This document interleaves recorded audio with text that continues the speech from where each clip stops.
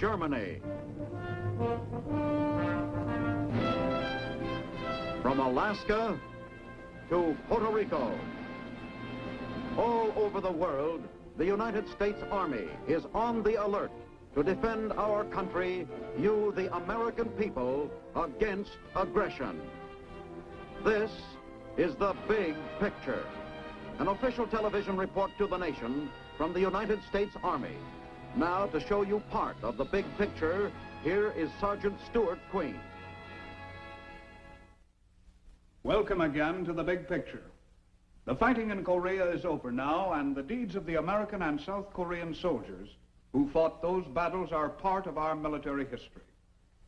When the Reds attacked, the South Korean army was a small band of ill-equipped and inadequately trained soldiers. But it later rose to become a large and modern fighting machine. Our story this week is the story of how that was done.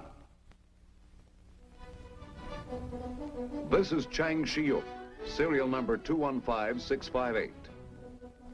He's a lieutenant in the Army of the Republic of Korea. Chang is a good officer, too. He's a leader, understanding the problems of his men, willing to do all that they can do and then some more. It was men like Chang who led and trained the gallant South Korean Army.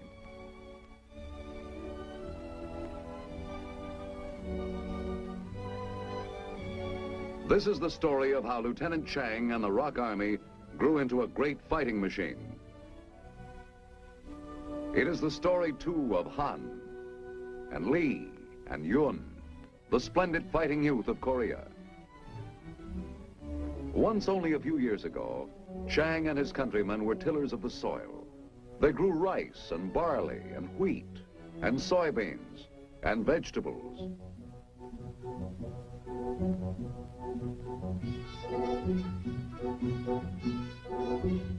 Some were fishermen, netting in vast catches of all varieties of fish to help feed the hungry mouths of Korea's millions and to export for the nation's economy. There was a time once when the life of Korean men was normal. They were teachers or city men performing city jobs. They were streetcar conductors. They were the everyman of Korea. But that was before the communists came, and before Korea became a battlefield, before death and murder were a daily routine.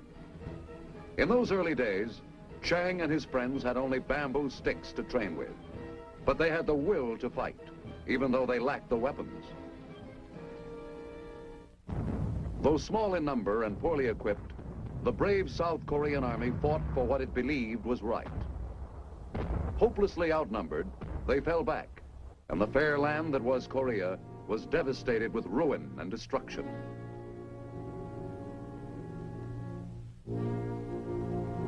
And the people were assaulted and massacred and made homeless.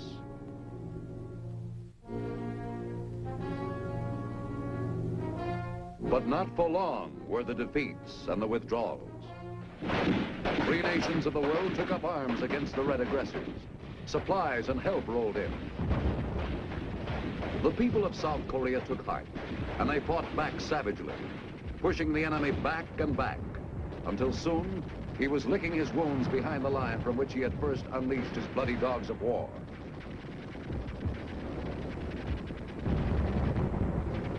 They defeated him because they had learned that men of peace cannot defend themselves adequately against the evil designs of the men of war unless they are prepared with vast quantities of materiel of war, unless they are prepared with oil and gasoline to feed the mighty juggernauts with power, unless they are prepared with cargo trailers to haul the materiel, unless they are prepared with rations to feed the fighting men,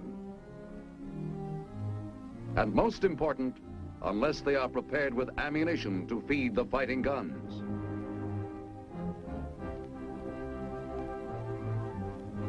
But men must be trained in the dreadful arts of modern warfare, and the Army of Korea needed help in starting training programs for its inductees. The appeal for assistance was answered. That's why the United States organized KMAG, the military advisory group to the Army of the Republic of Korea, which was conceived for the avowed purpose of advising in the organization, training, operations, and support of the Korean Army commanders and staff officers. Just as the common men of the free world joined forces to fight the common foe, so did their leaders sit down together to plan a systematized training program for the Korean Army. Representing the Korean soldier was General Paik Sun-yup. Acting for the United States and the United Nations was General Cornelius E. Ryan. The results of these conferences was the completion of a number of training centers, the principal one of which was RTC-1, the largest training installation in Korea. Its name, Jeju-do. For hundreds of young Korean men, it all began that eventful day when, as the cream of Korea's youth, they were inducted into the ROK Army and together caught their first look at Jeju-do. Soon, the LSTs on which they were being carried were nosing into the beach.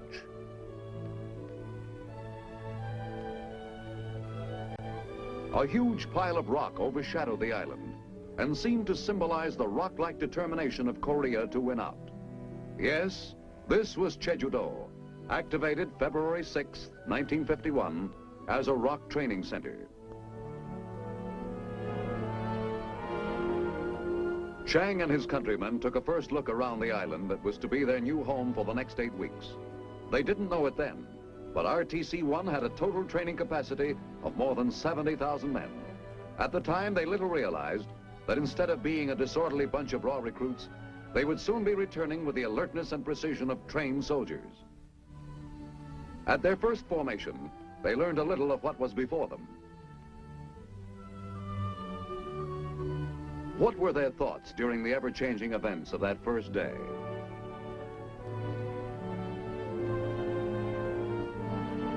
Nobody knows, but all who were there knew that here in the shadow of Mount Masulpo, a new Korean army was being born. And then came orientation to their new place in life, their new duties, for they were soldiers now, not private citizens. And as soldiers, they were expected to obey the orders of their superior officers. Because so many of the inductees were young, inexperienced farm boys, it was necessary that such things be explained to them exactly, thoroughly, and patiently. Yes, a new life was beginning for the young men of Korea, and somewhere among this raw group, leaders had to be found.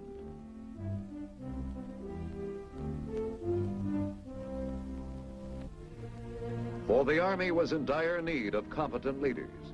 The records of all the inductees were carefully examined to determine which could qualify.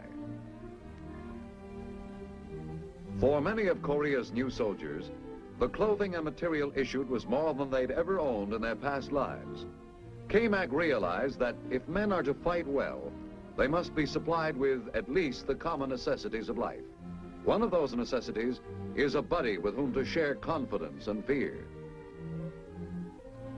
K-Mag also knew that one of the most important necessities to a soldier is a warm, comfortable roof over his head.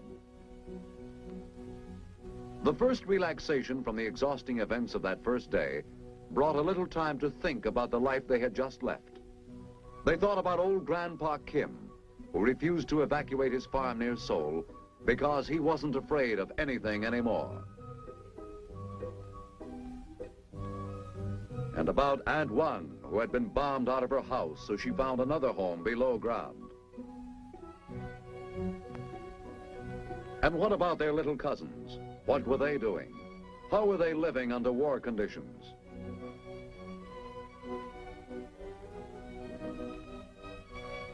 And of course there was Nam-ee, that trim little girl who was doing her bit as a nurse, working with the United Nations Civil Assistance for Korea. There was little relaxation after that. The time of the dreamer is in peace. The time for action is in war.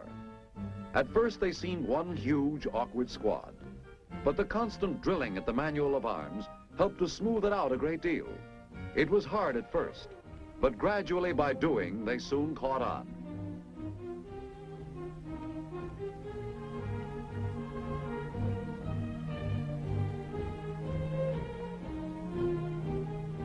And then there was more drilling and more marching, with no let-up, with no time to think about aching muscles. There was a war on, and they were made to realize that wars were not won by weaklings. Before they were aware of it, they began to sense that subtle feeling that comes with knowing that they were working together as a well-trained unit, with military precision and dispatch. But it wasn't all marching and drilling. Quite often they were treated to the pleasure of sitting. But they had to be learning at the same time. And so they were taught the anatomy of a rifle, taught that a rifle is not just a rifle, that it is made of many little intricate parts. They learned that a good soldier knows how to use his rifle best only when he knows what makes it tick and stick. It was fire. Up to your feet again. Forward to the attack.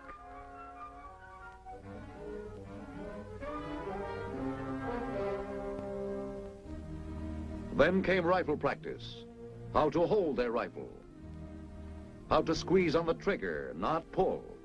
They had already learned how a rifle operated. Now came instruction in what it could do. Kill. In war, they were told it's kill or be killed. They also learned how to take care of others. One thing they learned, that it was not only important for a soldier to know how to kill, but he must be able to save lives as well, his own included. First aid is important on the battlefield. Another thing they learned, rifles were not the only means of destroying the enemy. Mines and booby traps not only delayed the advance of armies, but often stopped them permanently. So first the theory in class sessions, then practice in the field. A lot of practice. It was hard work digging those mine holes, but they were made to realize that it was easier to dig a hole for a mine than to have one dug for them. If some thought that was hard work, they soon found out it was easy compared to the work they did when they went into combat training for the individual soldier. That's when they learned about using camouflage, too.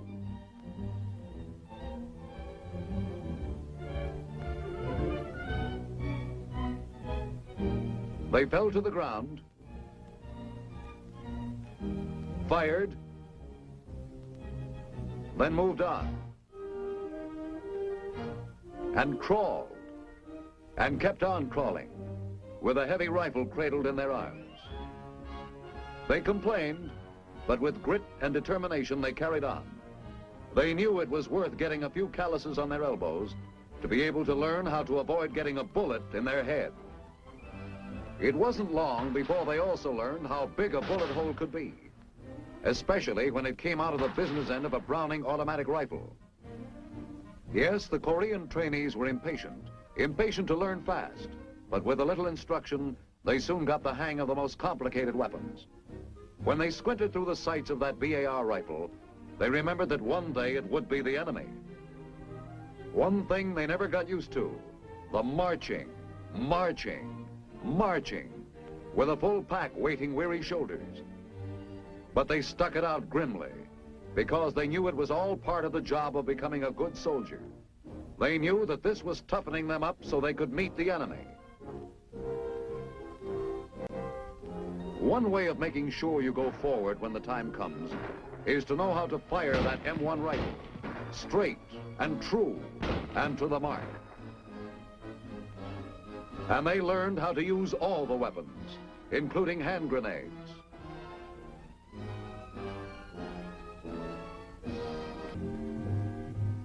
The bazookas were heavy, but they knew the rockets they delivered carried a terrific wallop. And always they were learning under the expert guidance of old Korea hands. Tough, determined men who had been through the early campaigns, who had come back to teach the inductees what they had learned through bitter experience. Every day was filled with something new. The field fortification instruction, for instance, with barbed wire. First, a demonstration. Then do it yourself. In preliminary training with that marvel of communications, the handy-talkie, how to operate, what makes it work, what is it used for, all the questions are answered and the soldier's knowledge grows.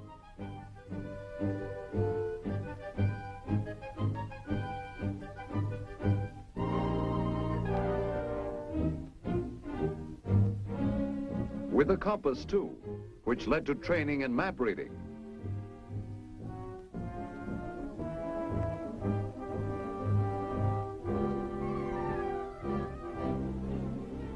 And then there was all that instruction and practical work in the combat formation training. It may have seemed then that they were playing kids' games, but they were kids' games that would pay off. If ever they were to find themselves in the middle of the real thing, they'd realize that all this intensive training was for their protection. After 8 weeks of basic military training, Chang and his buddies were almost ready for battle. Almost. For the question now was, how would he and the other trainees conduct themselves under actual battle conditions? Here's where those games they played came in handy.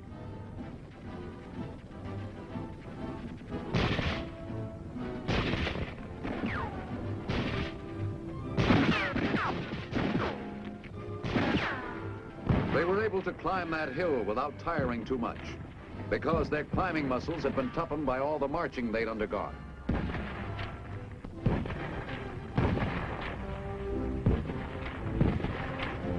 Korean and American officers were on hand always to observe the results of their training, the results of all the efforts K-Mag had exerted in turning out fighting ROKs. They knew how to handle that bazooka because they had been taught patiently. The BAR weapon, too.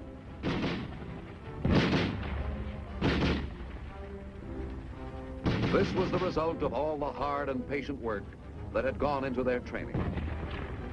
This was what they meant by battle conditions, so that when the soldier was confronted with it in the future, he'd be prepared for it. And then, still under the watchful eyes of the K-Mag advisors, the Korean trainees were put through the confidence course, discovering it was one thing to go through maneuvers without opposition, but it was quite different when live ammo was being thrown at you.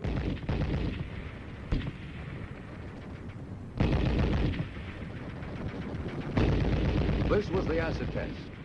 If they came through this, they were ready for anything the enemy could lob over at them. Cover and concealment training had taught them to roll over a wall instead of exposing themselves to enemy fire. And they kept on crawling as the shells burst around them.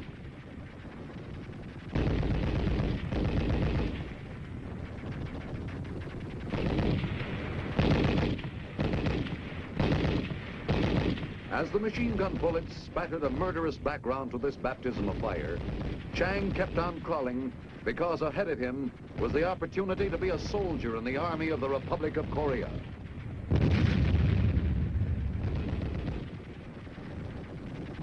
The first 8 weeks of training were coming to an end for most of the others, but not for Chang, because he had been accepted as a candidate for Officers' Candidate School by the time his final inspection at Jeju-do came around.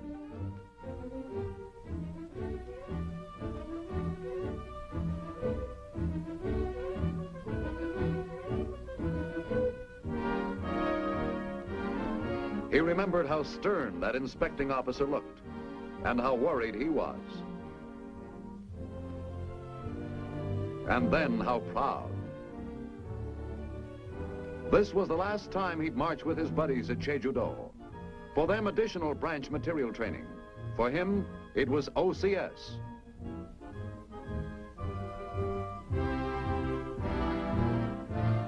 It seemed only a short time ago that they'd arrived at Jeju-do as untrained recruits.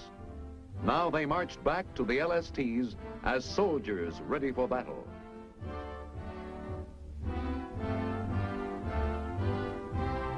Chang, happy and a bit proud, knew that although it was his last day as a trainee, it was soon going to be his first day in more advanced training.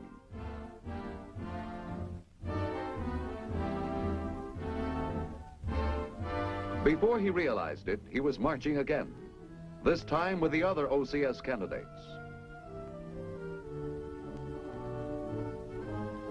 Marching into his new home, KATC, the Korean Army Training Center at Gwangju on the mainland of Korea, which housed the infantry, artillery, and signal schools of the Korean Army. Here he would specialize as an infantry officer, No wonder he experienced a glow of pride during the initial inspection, dressed in a new uniform as an OCS candidate. The last phase of his training was beginning.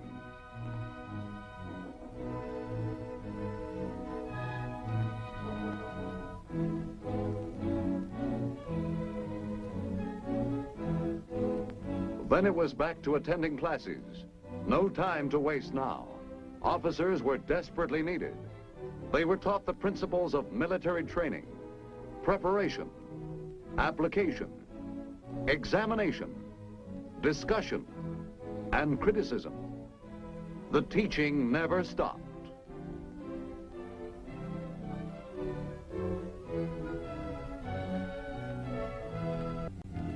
Then began a period of learning from technical manuals.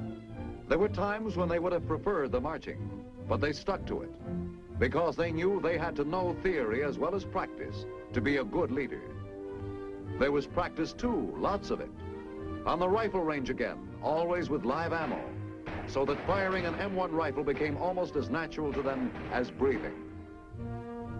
The heavy stuff too. Theory first with the heavy machine guns, and then practice. Lots of it, until you thought they would never get the chatter out of their ears.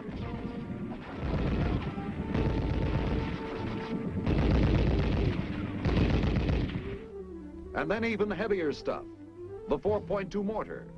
Yes, theory first, as always. And then, as always, more practice. They knew this wasn't officers' work, but they also knew that a good officer should be able to do anything his men can do, and more.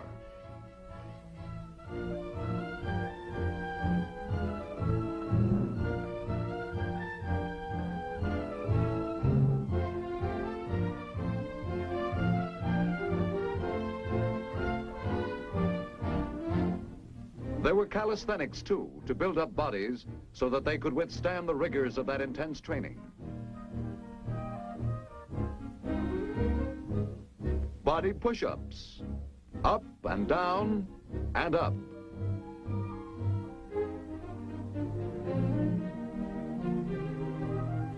Up and down the ladders, too. It got tougher and tougher, but so did the men, which was the purpose of it all. And this time it was across the ladders.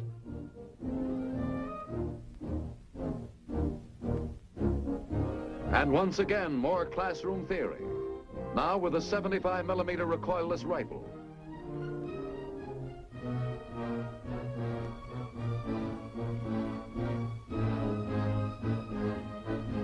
And with mortar fire direction center training.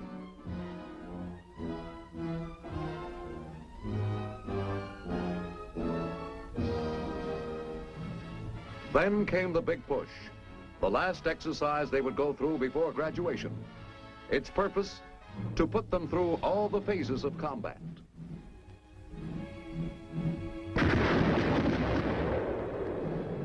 Fighting with artillery and tank support, actually attacking a hill position.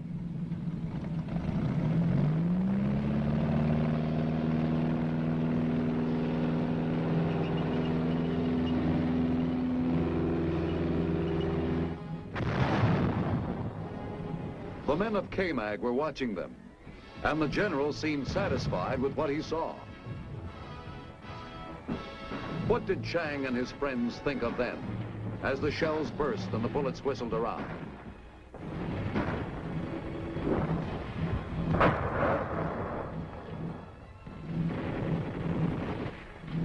They thought of the time when this was going to be the real thing.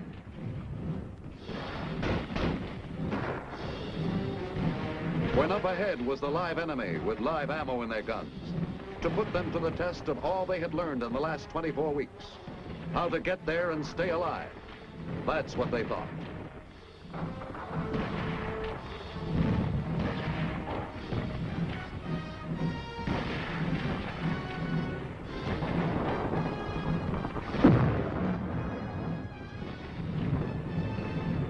They'd been training for this for weeks. Now they were ready.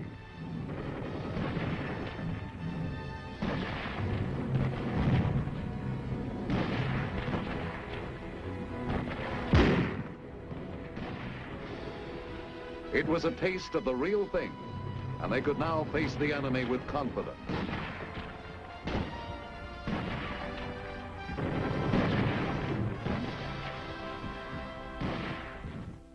The battle exercise over, Chang and the other candidates participated in OCS graduation exercise, with the invocation first. With a band and all, and with speeches, of course. And they thought their salute was smart. This was the climax. This was what they had been working for all these months. And did that diploma make them proud?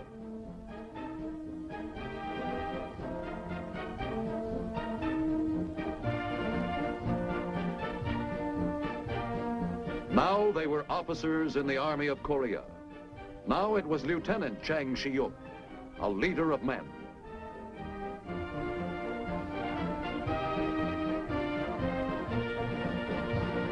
Later, when he gave his men orders, they obeyed without hesitation, because they knew he'd been trained to be a leader. Just as there were thousands of other officers and men who, like him, had been trained by KMAG.